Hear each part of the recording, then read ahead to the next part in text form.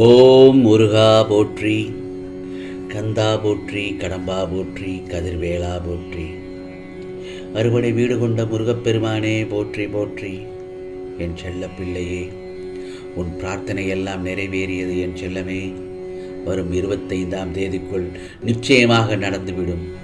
ஆம், இந்த முருகப்பெருமான் சொல்வதை கேட்டு ஆனந்த கண்ணீர் விடுவாய் என் செல்லமே. உன் பிரார்த்தனைகளை எல்லாம் கேட்டுவிட்டேன். நிச்சயமாக உன் பிரச்சனைகளை தீர்த்து வைத்து நீ கேட்ட வரத்தை அள்ளித்தரவே திருச்செந்தூர் முருகன் வந்துள்ளேன்.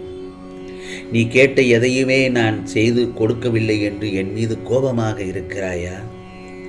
நிச்சயமாக வரும் 25ஆம் தேதிக்குள் உன்னுடைய இந்த நிலைமை நிச்சயமாக மாற இருக்கிறது. முருகா, தினம் தினம் ஏன் எனக்கு மட்டும் இப்படி ஒரு இக்கட்டான சூழ்நிலை? என்னுடைய தினசரி தேவைகளை பூர்த்தி செய்யக்கூட மிகவும் கடினமான சூழ்நிலையில் உள்ளேன் என்று உன்னுடைய குரல் கூட எனக்கு நன்றாக கேட்கிறது. நீ புலம்புவது உனது நிலைமையை நான் எப்படி அறியாமல் இருப்பேன்? கவலைப்படாதே. எப்படி இயற்கையின் பருவநிலை மாற்றம் 4 விதமாக இருக்கிறதோ அதே போலவே மனிதனுடைய வாழ்க்கையிலும் ஏற்றம், இரக்கம், நடுநிலை எல்லாமே இழந்து நிற்கும் காலம் என 4 நிலைகளையும் நீ கடந்துதான் ஆக வேண்டும்.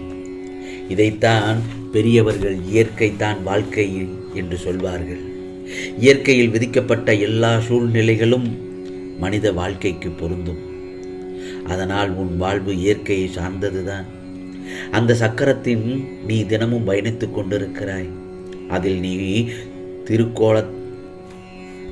திருக்கோளாகத்தான் இருக்கிறாய். வாழ்க்கை என்பது இயற்கையான வட்டம்.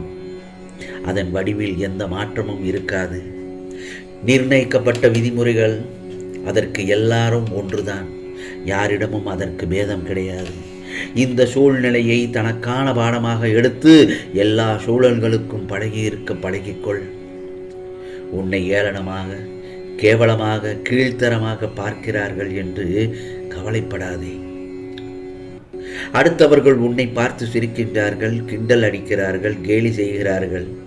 நான் நினைத்தது எதுவுமே நடக்கவில்லை முருகா, யாரும் என்னை மதிப்பதே இல்லை என்று மற்றவர்களை நினைத்து நீ கவலைப்பட வேண்டாம். உன்னை தாங்கும் கம்பாக நான், என் உயிராய் நீ என்றும் என்னிடத்தில் என் பிள்ளையாய் வாழ்ந்து கொண்டிருக்கிறாய். நிச்சயமாக உன்னை அனைத்து ஆபத்துக்களில் இருந்து உன்னை காப்பாற்றி சந்தோஷமாக வாழ வைக்கப் போகிறேன்.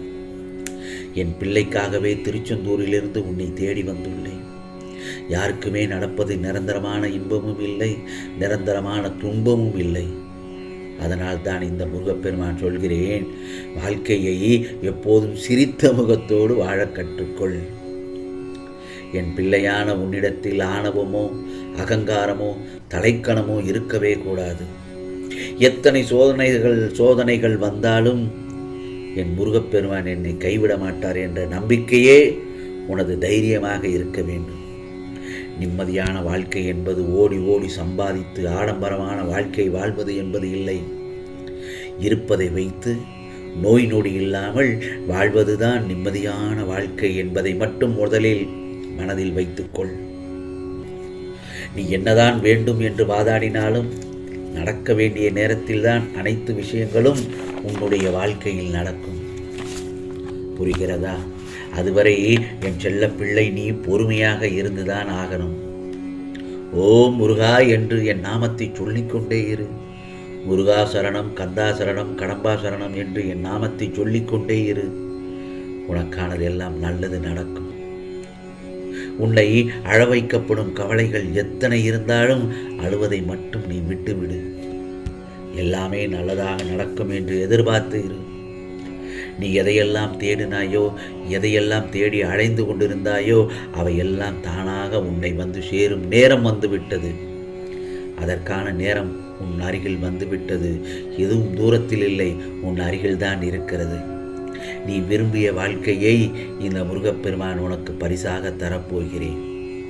அதில் உனக்கு எந்தவித சந்தேகமும் வேண்டாம். உனக்கானது நல்லதை நடத்தி தரத்தானே உன் ஐயா நான் உனக்காகவே திருச்செந்தூரிலிருந்து வந்துள்ளேன். உனக்கு பாதுகாப்போடு பாதுகாப்பான வளையத்தோடு தான் உன்னை பாதுகாத்து வந்து கொண்டிருக்கிறேன், உன்னையும் உன் குடும்பத்தாரையும். கலங்கிய விழிகளோடு, முருகா, என் வாழ்வில் நல்லது நடந்து விடாதா என உன் வேண்டுதலுக்கான பதிலை எதிர்பார்த்து காத்து கொண்டிருக்கிறாய் அல்லவா? இதோ இந்த முருகப்பெருமான் உனக்கு ஆசீர்வதித்து விட்டேன். எல்லாமே உனக்கான சாதகமாகத்தான் மாறிவிடும். முதலில் நான் சொல்வதை நம்பு. நீ என்னிடம் வைத்த எந்த பிரார்த்தனையுமே வீண் போகாது. நடப்பதெல்லாம் நன்மைக்கே என்று சந்தோஷமாக இரு. இதோ உன்னை எந்த இடத்தில் சேர்க்க வேண்டுமோ அந்த இடத்தில் உன்னை சேர்க்கப் போகிறேன். உன் பயணம் என் பாதையை நோக்கியே இருக்கட்டும். உனது மனம், புத்தி, அகங்காரம் எனும் மூன்றையும் என்னிடம் சமர்ப்பித்து விடு. இந்த உலக வாழ்க்கையில் உன் கையில் எதுவுமே இல்லை. எல்லாவற்றையும் நானே இயக்குகிறேன்.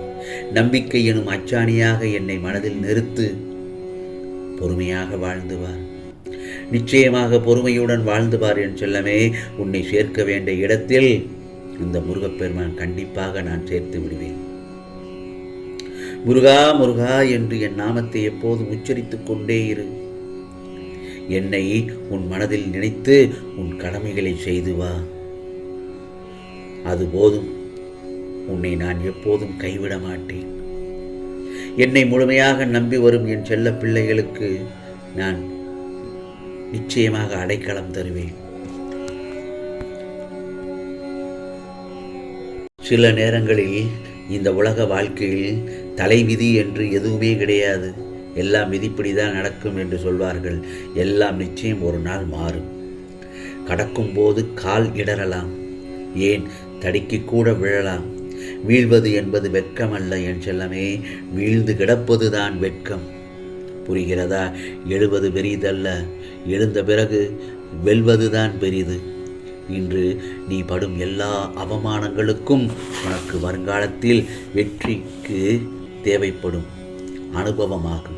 புரிகிறதா? வாழ்க்கையில் முன்னேற இது ஒரு உந்து சக்தியாக கண்டிப்பாக அமையும்.